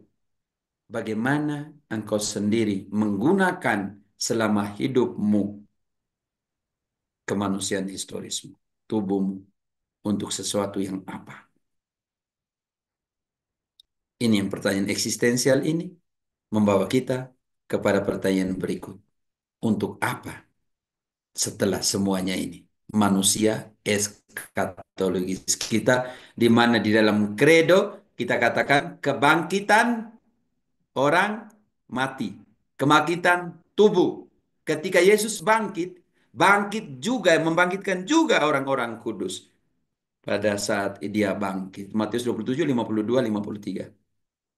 Dan kuburan-kuburan terbuka dan banyak orang kudus yang meninggal bangkit. Dan sesudah kebangkitan Yesus, mereka pun keluar dari kubur, lalu masuk ke kota kudus dan menampakkan diri kepada banyak orang. Wow. Pada saat Yesus bangkit, bangkit juga orang kudus. Dibangkitkan juga orang-orang kudus. Dan orang-orang kudus ini pergi kemana? Menurut ayat itu. Ke, kot- ke kota Ke kudus. kota kudus. Yerusalem surgawi. Bayangkan. Ketika Yesus bangkit, makna eskatologis. Setelah semuanya ini, ngapain kalau itu saya tunggu di kubur? Yesus sudah bilang, Lili, sekarang kita mulai pelan-pelan. Bahwa bangkit juga orang-orang kudus dan pergi ke kota Allah. Dan nubuat Yesus yang mengatakan di dalam Yohanes 11 ayat 25. Yohanes 11 ayat 25. Jawab Yesus, Akulah kebangkitan dan hidup. Barang siapa percaya kepadaku, ia akan hidup walaupun ia sudah mati. Jimmy, engkau mau tunggu di kubur? Mau. Tunggu kebangkitan kedua? Engkau tunggu penghakiman kedua, maaf. Oh, nggak mau. Hakimin langsung aja mau. Jadi ketahuan. Maka beginilah saudara-saudara kita yang terkasih, ini pertanyaan sangat eskatologis. Kita mau kemana nih? Kita mau kemana ini penting. Kamu pilih nih. Mau langsung ke Yerusalem surgawi, kota Allah seperti orang kudus? Atau kamu masih mau tunggu di kubur? Mau langsung dong. Mau langsung kan? Iya. Oke, sekarang kita mau langsung deh. Oke. Jangan tunggu terlalu lama di kubur lah. Kita kena siksa kubur mau. Ya, Nanti ada siksa kubur lagi mau kalau kelamaan. iya, kesian kan masih tunggu di kubur lagi. Nah, sebelum Tuhan tidak bisa membuat sesuatu yang istimewa untuk kita. Jadi bagi Protestan masih kosong kuburnya. Surganya masih kosong. Maaf, saya sudah masuk sedikit apologetik. Karena mereka berpikir bahwa orang setelah mati biar aja dikubur, tunggu nanti hari kedatangan Tuhan. Penghakiman kedua. Penghakiman pertama nggak ada lagi bagi mereka. Tunggu nanti penghakiman umum selesai. Karena berpatokan kepada wahyu nanti kita sentuh sedikit. Oke, makna eskatologis. Yang percaya kepadaku walaupun sudah mati akan hidup. Kalau begitu bukan tunggu hidup di kubur kan? Kalau begitu mereka pikir hidup di kubur. Ini harus kita lihat saudara dan saudariku yang terkasih. Oke, kita mulai bongkar sih. 1 Timotius 4 ayat 8. 1 Timotius 4 ayat 8. Latihan badani terbatas gunanya, tetapi ibadah itu berguna dalam segala hal, karena mengandung janji, baik untuk hidup ini maupun untuk hidup yang akan datang. Ibadah itu penting. Lili, baca lagi. Baik-baik. Latihan badani terbatas gunanya, tetapi ibadah itu berguna dalam segala hal, karena mengandung janji, baik untuk hidup ini maupun untuk hidup yang akan datang. Ibadah. Ibadah itu dalam konteks biblis teologis hanya dirayakan oleh seorang Imam. imam. Itu penting untuk badanmu dan juga untuk hidupmu di sana. Barang siapa makan tubuhku dan minum darahku akan hidup Lama-lamanya. selamanya. Berarti ibadah yang memberi Hidup, jangan pergi ibadah yang goyang, jingkrat, loncat sana sini, merayap di sana sini. Itu tidak beri hidup. Itu hanya untuk yang manusiawi ini. Tetapi yang untuk di sana tidak ada. Baca kembali. Lili. Lili, Hmm. Lili, Lili, Lili, Lili, Ya, ya, Lili. ya, ya, ya. Ya, ya, mau, Jangan dulu ya, tutup, mau. jangan dulu tutup. Ya, latihan badani terbatas gunanya, tetapi ibadah itu berguna dalam segala hal karena mengandung janji, baik untuk hidup ini maupun untuk hidup yang akan datang. Bukan hanya untuk hidup ini, tetapi juga untuk hidup yang akan datang.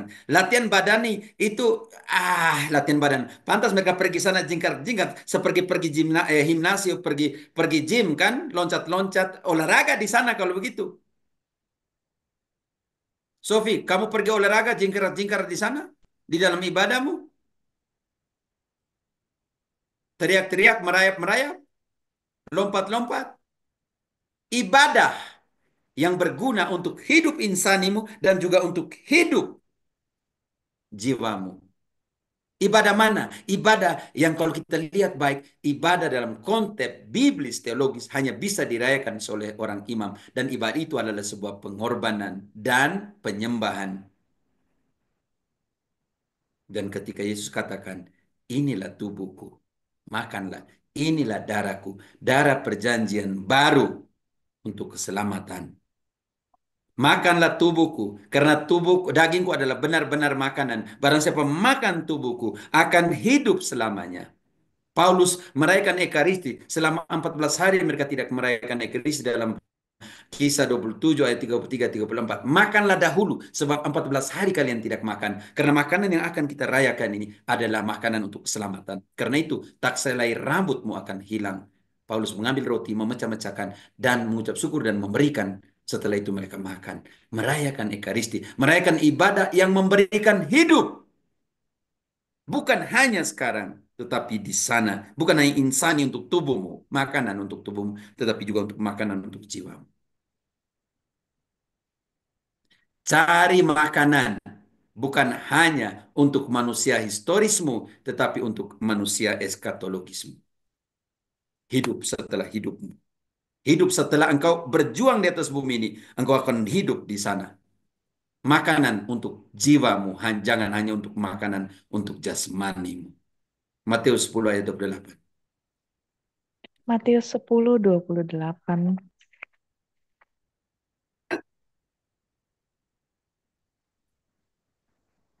Dan janganlah kamu takut kepada mereka yang dapat membunuh tubuh, tetapi yang tidak berkuasa membunuh jiwa.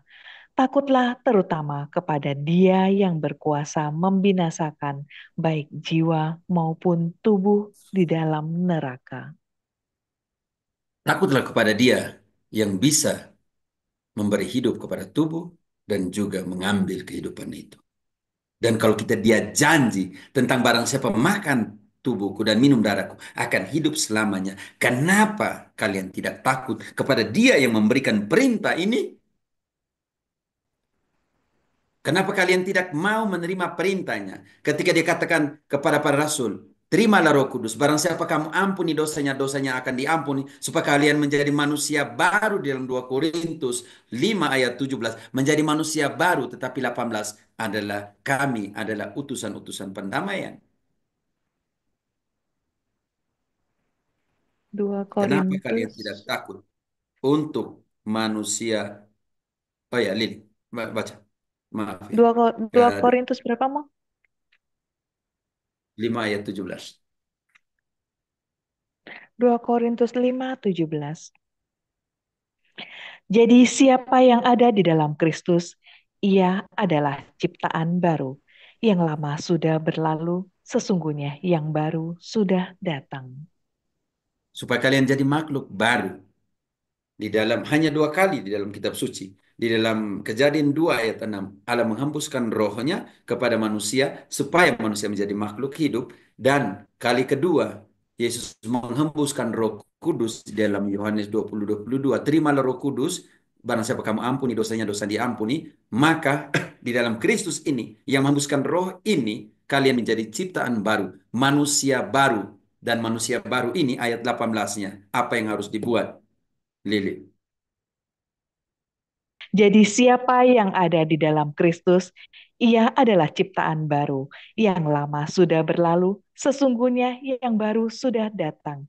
Dan semuanya ini dari Allah, yang dengan perantaran Kristus telah mendamaikan kita dengan dirinya, dan yang telah mempercayakan pelayanan rekonsiliasi itu kepada kita. Kepada kami, bukan kepada kita. Ya, kepada kami. Iya, ya, maaf, maaf, saya ulang ya. Jangan ubah yang tidak ada dalam, Ya, jangan ya, taruh ya, ya. maaf, maaf, Baca maaf, sesuai saya yang ada ulang. di dalam saja. Ya, ya, ya, saya ulang, saya Ayat ulang. 18. Dua Kor dan semuanya ini dari Allah, yang dengan perantaran Kristus telah mendamaikan kita dengan dirinya, dan yang telah mempercayakan pelayanan pendamaian itu kepada kami. Oke, jadi Lilian jangan tambah kita di situ, engkau tambah lagi macam Martin Luther di sini. Jadi dalam manusia eskatologisnya harus dilihat, manusia historisnya yang membawa kita kepada manusia eskatologisnya. Matius 5 ayat 29. Matius 5:29. Maka jika matamu yang kanan menyesatkan engkau, cungkilah dan buanglah itu, karena lebih baik bagimu jika satu dari anggota tubuhmu binasa daripada tubuhmu dengan utuh dicampakkan ke dalam neraka. Berarti di sini para pendeta semua tidak ada mata nih. Masuk dalam pengertian karena ini bahaya. Lebih baik masuk surga dengan kehilangan matamu daripada semua tubuhmu dicelupkan ke dalam neraka. Maksudnya, Yesus mau katakan bahwa hati-hati dalam perjalanan kita. Kalian harus tahu mana yang harus kalian tinggalkan dalam perjalanan hidupmu supaya bisa masuk sampai kepada manusia eskatologis. Ini perjalanan panjang ya teman-teman. Perjuangan dalam pengertian ini. Jadi hargailah manusia historismu, hargailah tubuh manusiamu, tubuh historismu. Itu penting sekali karena tidak bagaimana engkau bisa membawa kepada sebuah mentalitas dan konsep yang kita omong malam ini kepada sebuah manusia eskatologis hidup setelah hidup di atas bumi ini, kebangkitan tubuh, kebangkitan badan di dalam kredo kita. Ini penting. Jadi saudara dan saudariku, Roma 8 ayat 11. Roma 8 ayat 11. Dan jika roh Dia yang telah membangkitkan Yesus dari antara orang mati diam di dalam kamu, maka Ia yang telah membangkitkan Kristus Yesus dari antara orang mati akan menghidupkan juga tubuhmu yang fana itu oleh rohnya yang diam di dalam kamu. Artinya ada kebangkitan badan. Dia yang membangkitkan Kristus, dia juga akan membangkitkan tubuhmu. Ini persoalan bahwa manusia hidup dalam konsep carpe diem untuk hari ini. Manusia tidak mau hidup lebih dari yang dipikirkan setelah hidup di sini. Ini jadi persoalan utama dari kita semua ya saudara-saudariku yang terkasih. Manusia eskatologisnya seperti itu, nanti teman-teman saya kirim supaya kalian bisa membacanya. Tubuh itu ibarat semua rumah. Atapnya adalah pikiranmu, pusat dari rumah itu adalah hatimu, tiang penyangga bagaimana engkau melihat, bagaimana engkau mendengar, bagaimana engkau berbicara, bagaimana engkau bekerja dengan tanganmu, bagaimana engkau berjalan dalam hidup ini. Tubuh itu ibarat sebuah rumah. Ketika engkau tahu membersihkan rumahmu setiap hari, semoga engkau juga tahu membersihkan tubuhmu setiap hari. Membersihkan cara berpikirmu, membersihkan cara merasamu, membersihkan apa yang ada dalam hatimu, yang ada dalam pikiranmu, membersihkan bagaimana cara berbicaramu, membersihkan juga bagaimana cara engkau mendengar, membersihkan juga bagaimana engkau cara melihat, membersihkan juga bagaimana engkau cara bekerja. Pekerjaanmu dibersihkan juga. Bagaimana perjalanan hidupmu juga adalah momen untuk membersihkan setiap langkah. Ini jadi persoalan. Tahu bersih rumah, tetapi tidak tahu bersih hidup. Susah memang. Gampang sih bersih rumah, ambil sapu selesai. Tapi membersihkan cara berpikirmu memang susah. Membersihkan cara merasamu memang susah. Membersihkan bagaimana engkau mendengarkan. Yang di sini sih, contoh dari kita di sini, siapa sih nggak suka dengar gosip? Siapa sih di antara kita yang nggak pernah ngomong gosip?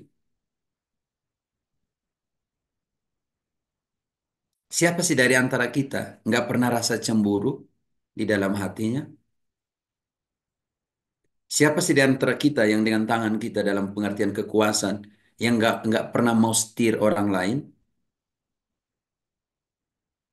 Siapa sih di antara kita yang mau bahwa semua orang masuk ke dalam kerangka berpikir saya? Siapa sih di antara kita yang memaksa orang lain jangan begini, begini, begini, begini, begini? Siapa sih dari antara kita yang tidak masuk ke dalam jebakan jadi moralistas di dalam hidup? Dan siapa dari antara kita yang di dalam perjalanan hidupnya tidak menghakimi? Ini menjadi pertanyaan reflektif untuk kita semua. Melihat manusia historis kita. Jangan sampai manusia historis kita ini hanya tertahan di bumi ini dan tidak masuk ke dalam manusia eskatologis kita. Kebangkitan manusia, kebangkitan badan kita. Dan dalam manusia historis ini kita mengalami 4 musim dalam kehidupan kita. Ada musim hujan, di mana dingin. Kita merasakan harapan hilang, banjir di mana-mana. Seperti Yulita kirim foto banjir dekat rumahnya. Tidak mau buat apa-apa dalam hidup. Mau, malas ah. Masa di mana kita tanpa harapan untuk keluar. Walaupun Roma 55 mengatakan harapan tidak mengecewakan, kita hidup seolah tanpa harapan. Masa dingin di dalam kehidupan manusiawi kita, masa historis kita. Sebagai manusia historis kita juga masuk, tubuh historis kita masuk dalam saat-saat kegembiraan kita, musim kemarau, musim panas. Dalam pengertian orang menikah selalu dalam cari musim panas. Ngapain pergi buat misa di tengah hujan dan semuanya seperti itu. Semua orang ke pantai. Masa di mana kita terbuka untuk menerima. Kalau masa musim dingin tadi kita tertutup musim hujan. Kita juga mengalami musim semi. Otonya itu musim apa ya? Harus Pak Rianto nih. Musim semi itu yang terakhir ya. Sebelum musim yang gugur, musim gugur maaf. Gugur semua. Perkawinan gugur. Dalam pengertian ini, masa. Pekerjaan nggak beri apa-apa. Anak seperti ini, kita mengalami masa gugur. Manusia historis kita mengalami masa gugur dalam hidup kita. Tetapi siapa yang bertahan akan diselamatkan.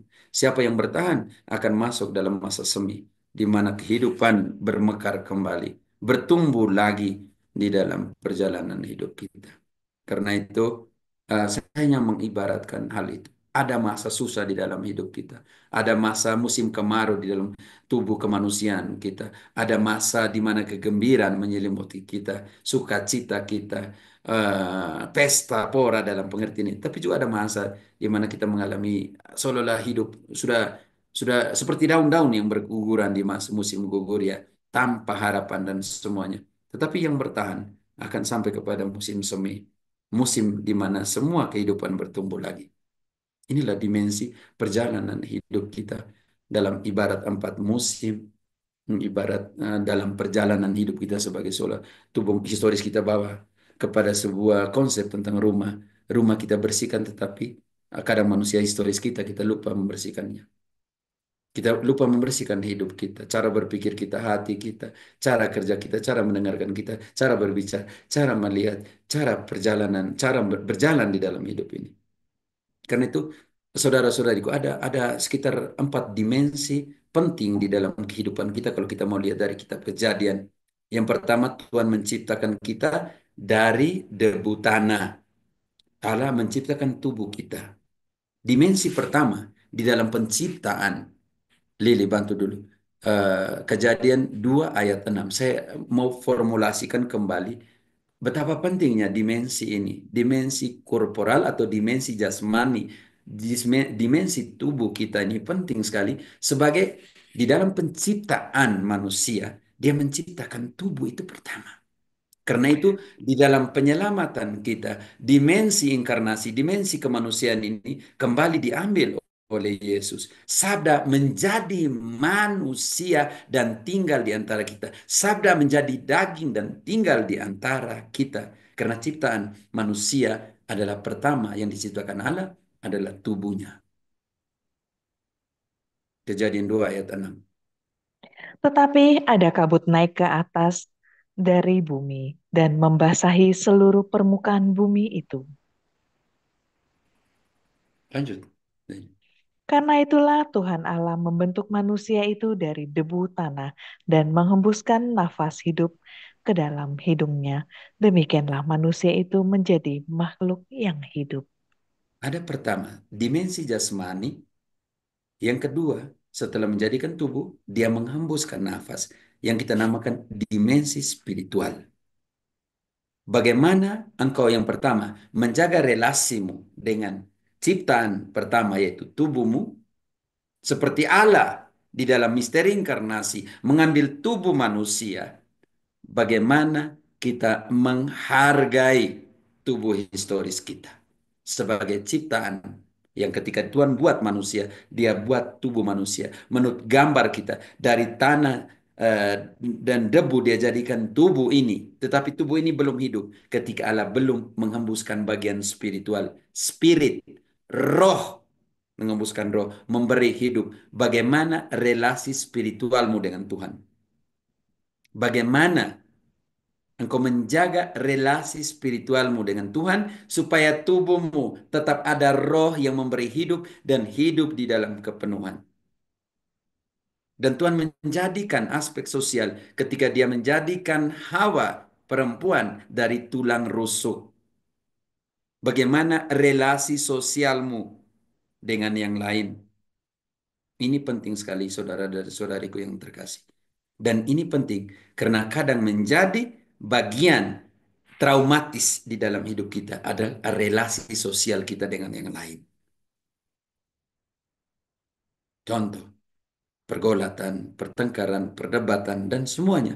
Karena kita berelasi dengan orang lain. Bagaimana teknik komunikasi, dan dialog, dan semuanya dengan istri saya. Bagaimana mengatasi konflik di antara kita, manajemen konflik di antara kita. Karena juga manusia pertama ini, karena relasi sosialnya menghasilkan konflik ketika dia percaya kepada ular.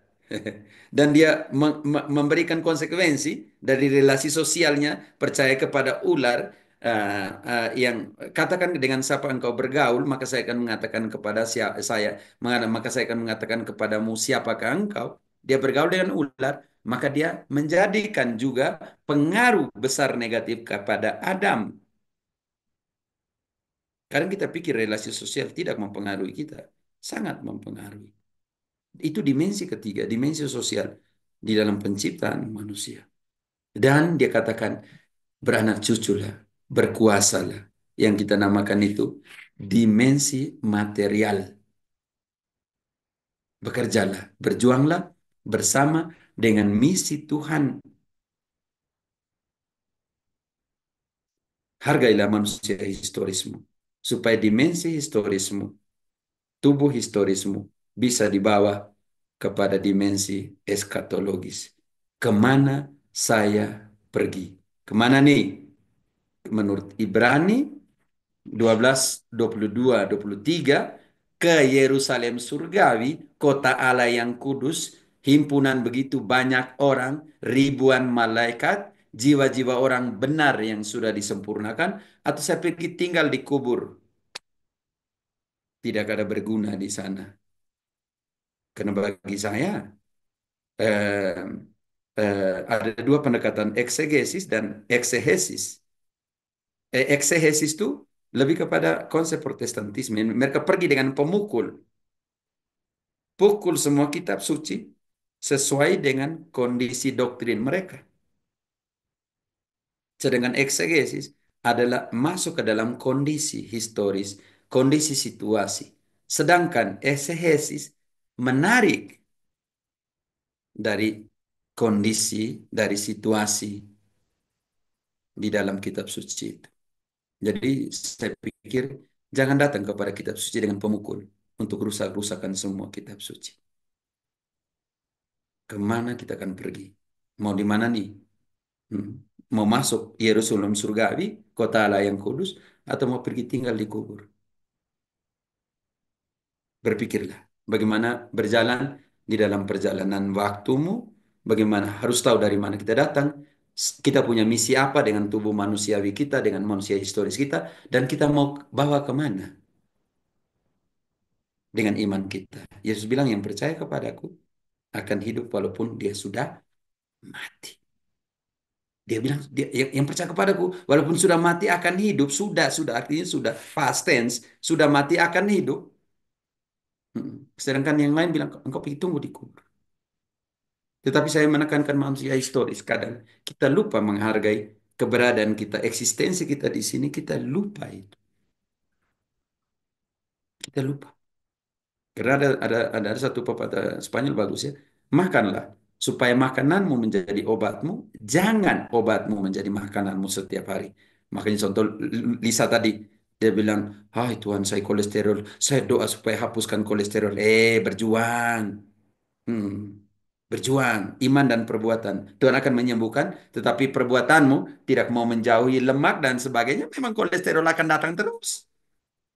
Seperti itu. Minta maaf kita pakai Lisa terus lurus karena karena Nggak Lisa apa-apa. buat lucu.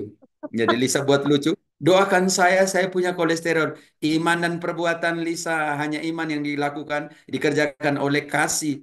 Bagaimana engkau bilang doakan saya punya kolesterol, engkau makan tetap makan lemak, memang tidak bisa. Engkau harus pikir kemana engkau akan pergi.